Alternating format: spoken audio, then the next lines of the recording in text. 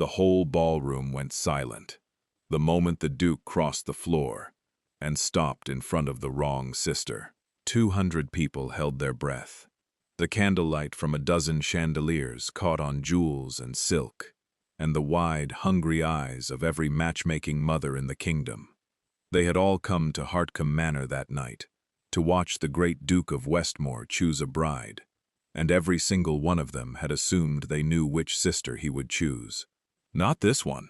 Beatrice Sloane stood frozen by the tall windows, where she always stood, half hidden behind the heavy gold curtains, exactly where a plain and overlooked young woman was meant to stand.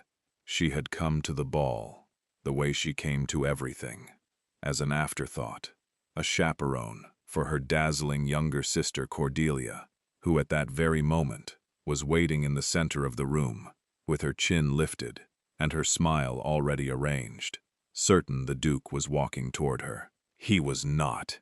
He walked straight past Cordelia Sloane, as though she were a piece of the furniture.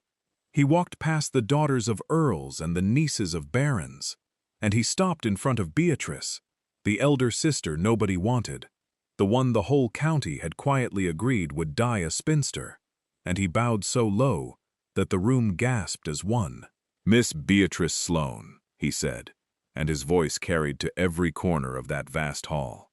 "I have waited a long time for tonight. Will you do me the honor of accepting my hand before the whole of this gathering?"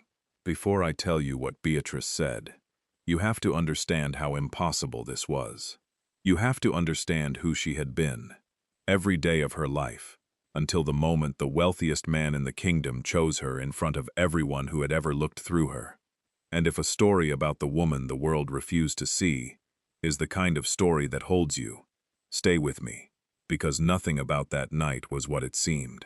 Beatrice was the elder of 2 daughters, born to a family that had once been grand and was now merely respectable, which in their corner of the Devon coast was a polite word for poor. Their father, Edmund Sloane, had gambled away most of what his own father left him, and what little remained went to keeping up the appearance of wealth, because in their world, appearance was the only currency that still spent. The manor was cold. The roof leaked over the east wing, and the family fortune, such as it was, had been pinned entirely on one thing: marrying the daughters well. But you could only marry off a daughter the world wished to look at, and the world had decided, early and cruelly, which Sloane daughter that would be. Cordelia was the beauty. There was no arguing it. She had hair the color of wheat in late summer, and a laugh that men remembered for weeks. And from the time she was 16, the whole county had agreed she would marry up and save the family. Beatrice was 4 years older, and made, it seemed, from plainer cloth. She was not ugly. That would almost have been easier. She was simply ordinary. The kind of face that slid out of memory the moment you turned away, with dark hair she never quite tamed, and gray eyes that watched everything and said little. People forgot she was in the room. They said things in front of her they would never say in front of her sister, because they hardly registered her as a person at all.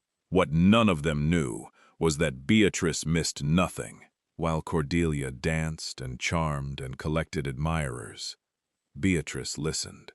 She had spent her whole life in the corners of rooms, behind curtains, at the edges of conversations, and from there she had learned the one thing her beautiful sister never would. She learned the truth of people. She knew which gentleman was drowning in secret debt behind his fine coat. She knew which grand lady's jewels were paste.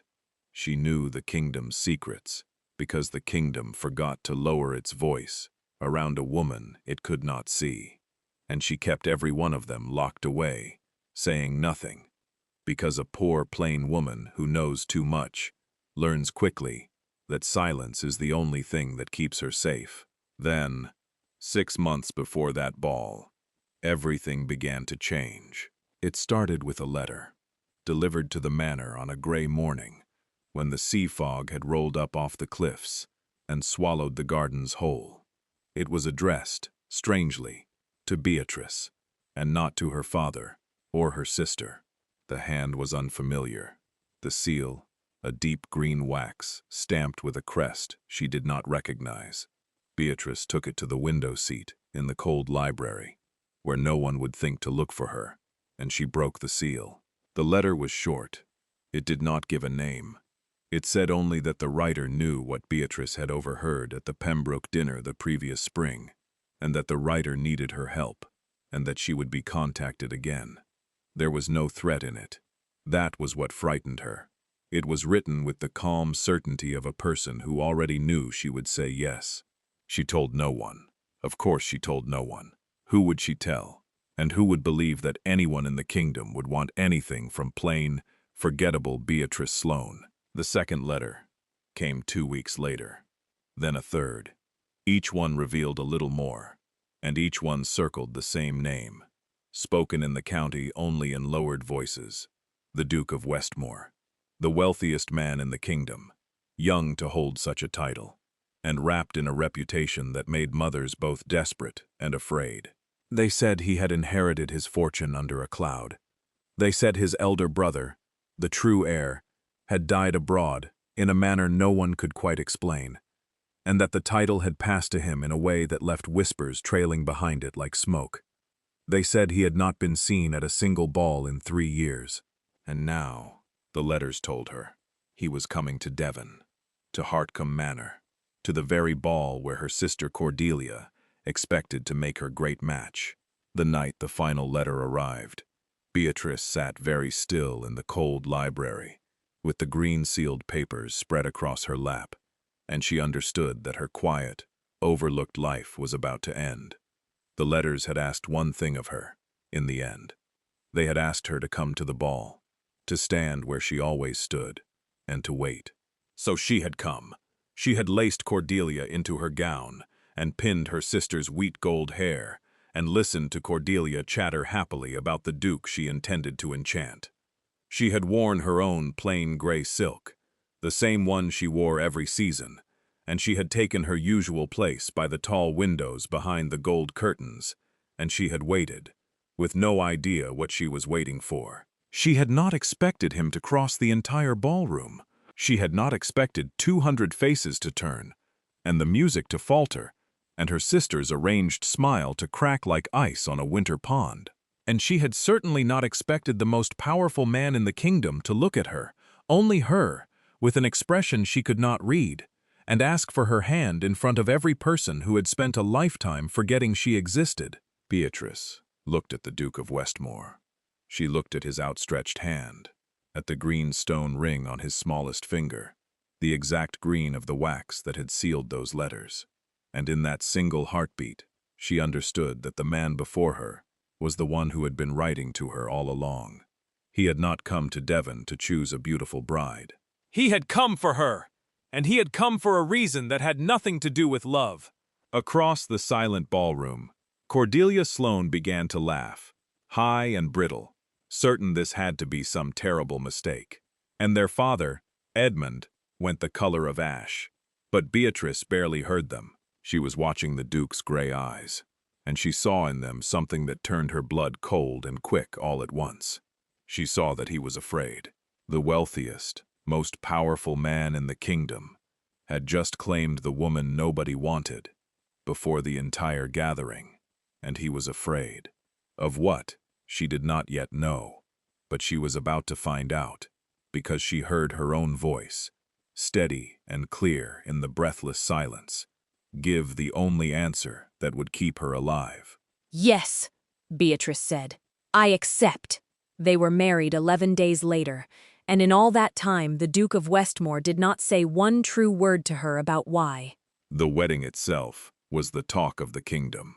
A duke of his wealth and rank, marrying the plain elder Sloane daughter, after refusing every great beauty in England for 3 years, was the kind of scandal that filled drawing rooms from Devon to London. Beatrice heard the whispers everywhere she went.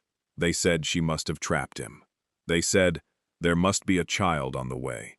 They said all manner of things, and not one of them came close to the truth, because the truth was something Beatrice herself did not yet understand. She understood only that she was now the Duchess of Westmore, mistress of a great cold house called Ravenfield that sat alone on the Devon moors, and that her husband was a stranger who watched the doors of his own home as though he expected an enemy to walk through them at any moment. Ravenfield was not what she had imagined. From the outside it was magnificent, all gray stone and tall windows and a long avenue of ancient oaks. But inside, the house felt held together by held breath. The servants moved quietly and spoke in low voices. Half the rooms were shut and shrouded in white cloth. And everywhere Beatrice went in those first days, she felt watched, not by her husband, but by something older, some weight that hung in the corridors like the sea fog that crept up from the cliffs each evening.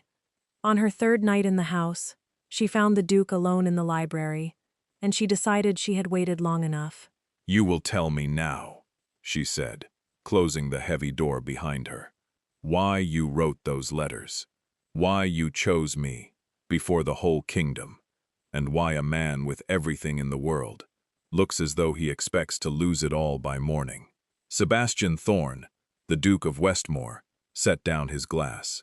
He was younger than the whispers made him sound, perhaps 30, with dark hair and the gray eyes she had seen across the ballroom, and up close, she could see what the candlelight had hidden that night. He was exhausted, not the tiredness of a long day, but the deep, ground-down exhaustion of a man who had not slept properly in a very long time. "I chose you," he said slowly, "because you are the only person in England who knows what my brother knew, and because you do not know that you know it." Beatrice went still. "Your brother, the one who died abroad." My brother did not die abroad. He rose and crossed to the window, looking out at the dark moor. That is the story we were told to tell. My brother Julian was the true Duke. He died here, at Ravenfield, 2 years ago, in the room directly above the one where we are standing. "And he did not die of any fever." He turned to face her. "He was murdered, and the man who killed him is the man who controls everything I now own." The fire snapped in the grate. Somewhere far above them, a floorboard settled with a long, low groan, and Beatrice felt the hair rise on her arms. "I don't understand," she said. "You are the Duke. You have the title, the fortune, the houses. How can a man control you?" Because the fortune was never truly ours! Sebastian's jaw tightened. "My father died deep in debt. Debt he hid from the world to keep our name intact. When he died, a man came forward who held every one of those debts. A man named Crail, Ambrose Crail. He had spent years quietly buying up everything my family owed, until he held our entire house in his hand." He drew a breath. "Crail offered my brother a bargain. He would forgive the debts, restore the fortune, make the Thorne name great again. In exchange, Julian would do as Crail instructed, sign what Crail put before him, marry whom Crail chose, become, in every way that mattered, Crail's puppet, while the world saw only a grand and powerful duke." "And your brother refused," Beatrice said softly. My brother refused. Sebastian's voice dropped. "Julian was a better man than I am. He told Crail he would sooner lose the title than be owned by him. He began to gather proof of what Crail had done, the forged papers, the manipulated debts, the men Crail had ruined to build his power.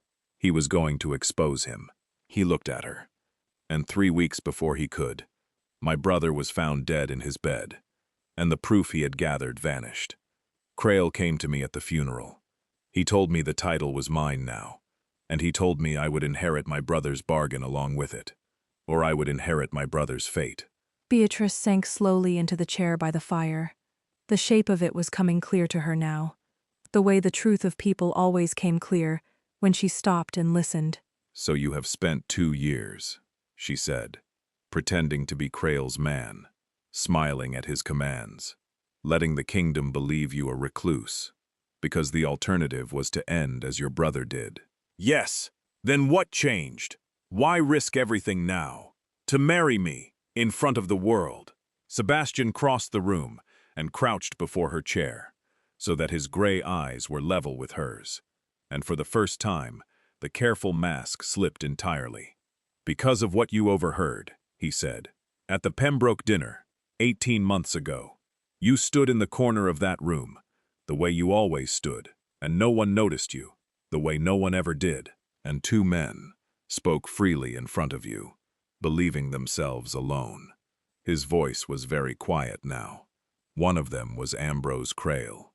The other was the magistrate Crail had bought, and they spoke of where my brother's proof had been hidden before Crail's men could find it. They spoke of a place even Crail has never managed to reach. He held her gaze. "You heard them name it. You heard exactly where my brother's evidence lies. You simply do not know what it was you heard, because you did not know what it meant." Beatrice's breath caught. She remembered the Pembroke dinner. She remembered standing by the long sideboard, ignored as ever, while two men murmured near the window. She had heard them, yes. She heard everything. But it had been nothing to her then. A few muttered words about an old chapel, and a name she had not recognized, the kind of fragment she filed away out of habit and never thought of again.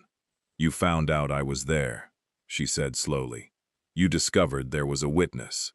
"It took me a year," Sebastian rose. "Crail does not know you exist. That is the one advantage we have, and it is a small one. If he learns there is a woman who overheard the location of my brother's proof, he will kill you the way he killed Julian, and he will do it so cleverly that no one will ever call it murder." His hands curled into fists at his sides. "I could not simply come to you in secret. Crail watches me. He watches everyone near me. The only way to bring you into my life without raising his suspicion was to do something so loud, so scandalous, so seemingly foolish, that Crail would believe it nothing but a powerful man's strange whim." A grim smile touched his mouth. A duke marrying a plain spinster for love. Crail laughed about it to my face. "He thinks me a sentimental fool. He does not dream that the woman I married is the one person alive who can destroy him." Beatrice stood. She walked to the dark window and looked out at the moor, and her mind was moving the way it always moved, quick and quiet, turning over every piece. She was no longer the overlooked elder sister behind a gold curtain. She was a duchess in a house built on a murdered man's silence, and her own life now hung on a few words she had half heard at a dinner 18 months ago. "Then we must remember," she said, "exactly what I heard."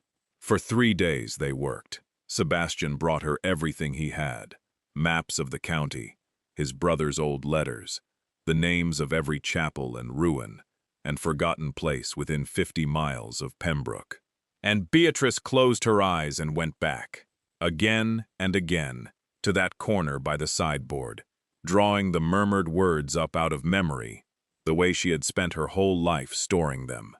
An old chapel, a name. Slowly, piece by piece, it came.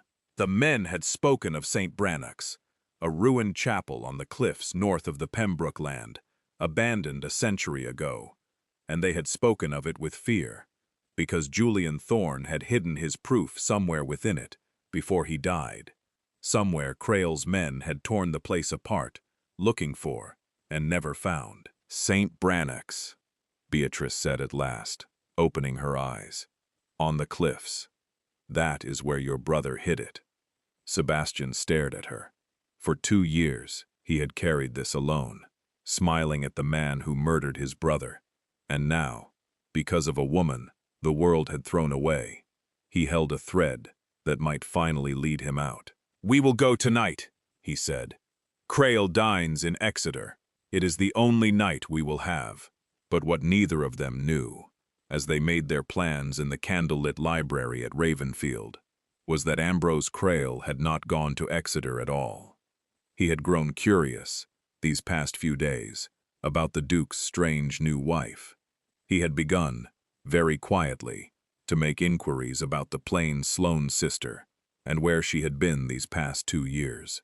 And that very evening, a servant in Crail's pay, one of the silent watchers Sebastian had warned her of, had pressed his ear to the library door at Ravenfield and heard two words that turned everything: Pembroke and St. Brannock's.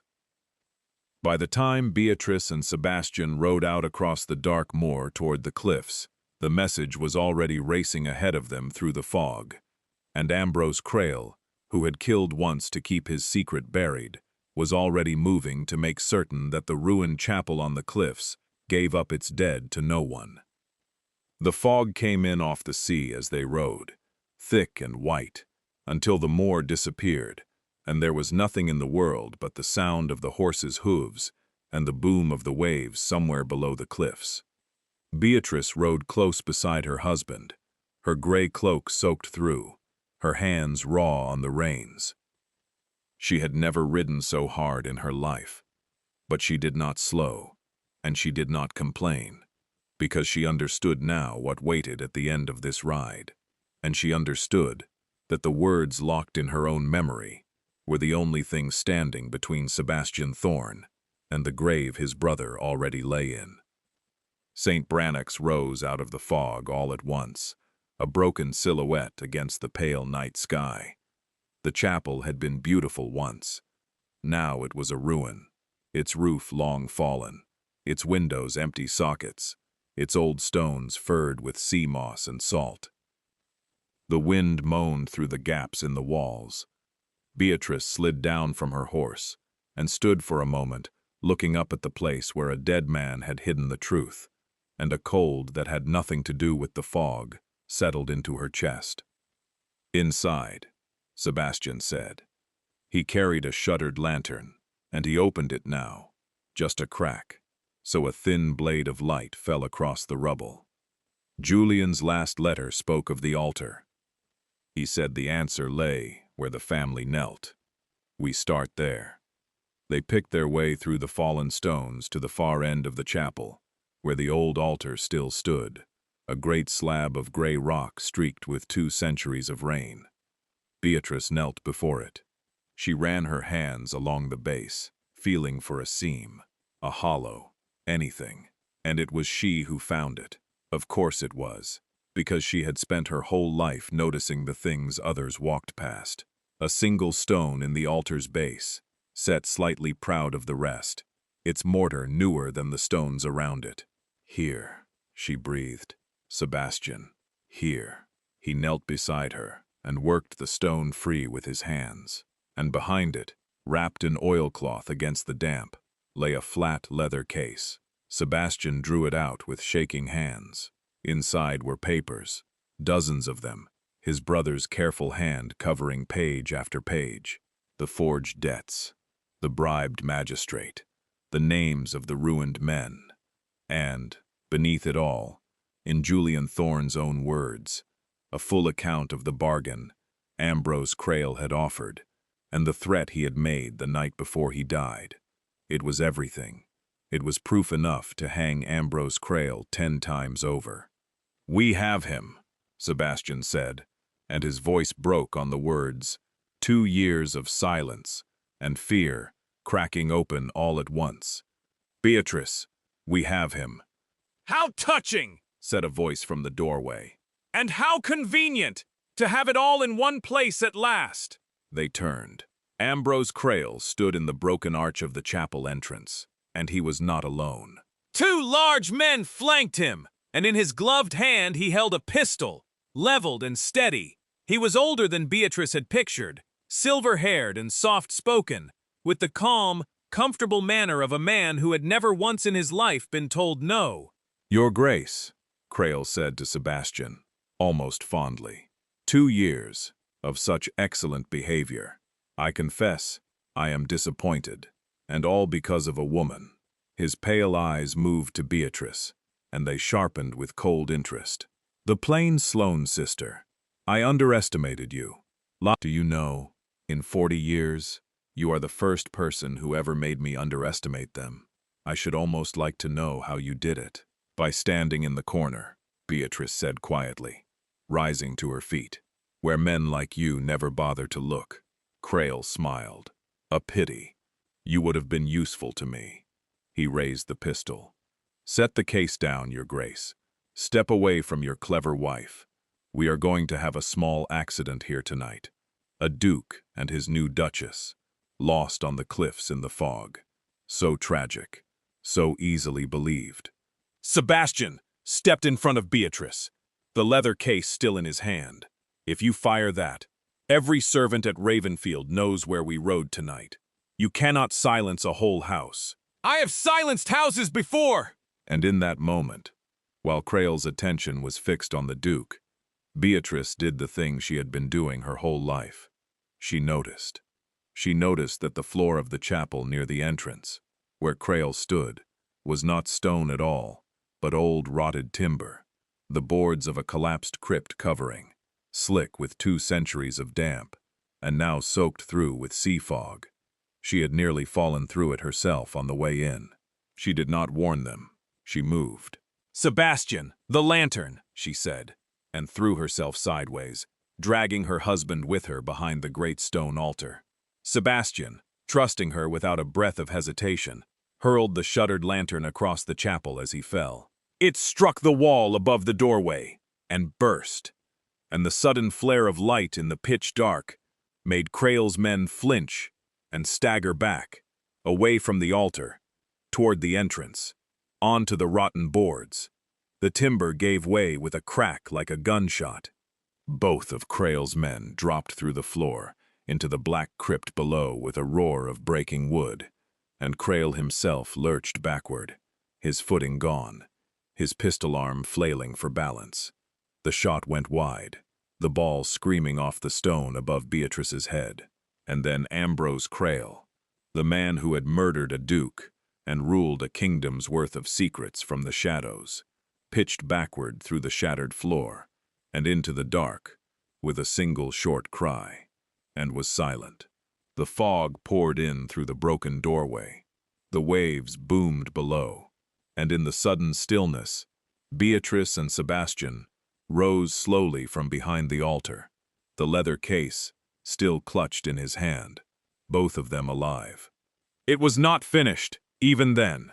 They rode through the night to the county seat, and Sebastian laid his brother's proof before the high sheriff, before the sun rose, knowing that to wait even a day was to risk it all. Creel's men were pulled from the crypt at St. Brannock's, alive but broken, and faced with the hangman they did what men like that always do. They talked. They named every crime, every bribe, every ruined family, to save their own necks. And Ambrose Creel's body was recovered from the rocks below the cliffs where the sea had carried it. And the kingdom learned at last that the quiet, comfortable, powerful man had been a murderer all along. The truth of Julian Thorne's death came out in full. The cloud that had hung over the house of Westmore for 2 years lifted, and the whispers that had followed Sebastian everywhere turned, overnight, to something else entirely. They called him the Duke, who had risked everything to avenge his brother, and they spoke, with a new and grudging wonder, of the plain Sloane sister, who had brought down the most dangerous man in England with nothing but a memory and her wits. Cordelia Sloane, who had once laughed at the idea that her forgettable elder sister could be chosen by a duke, did not laugh anymore. But Beatrice cared little for any of that. The kingdom's opinion had never been worth much to her, since the kingdom had never bothered to see her in the first place. What mattered came months later, on a bright spring morning at Ravenfield, when the white cloths had been pulled from the shrouded rooms and the windows thrown open to let the sea air through a house that no longer held its breath. Sebastian found her in the library, in the window seat where she had taken to sitting, and he sat down across from her with a strange expression on his face. I have something to confess, he said. I married you to save us both. You know this. It was a bargain, nothing more. A desperate man, using the one weapon he had left. He turned the green stone ring on his smallest finger. But I find I no longer think of it as a bargain. I find I do not wish you to remain my wife, because the kingdom expects it, or because a contract binds you. He looked up. I wish you to remain because you choose to. And if you do not choose it, you are free, with every penny you could want, to go and live exactly as you please, seen by no one, troubled by no one, for the rest of your days. Beatrice looked at this man who had crossed a silent ballroom for her, who had trusted her behind an altar with his life, who was now, clumsily and entirely, offering her the one thing no one had ever offered her before, a choice. She thought about it for a long moment, the way she thought about everything. "I have spent my whole life," she said at last, "wishing to be seen by someone worth being seen by. I have no wish at all to go back to being invisible." She reached across and took his hand, the green ring cool beneath her fingers. "I choose to stay, not because I must, because you are the first person who ever looked into a corner and found me there."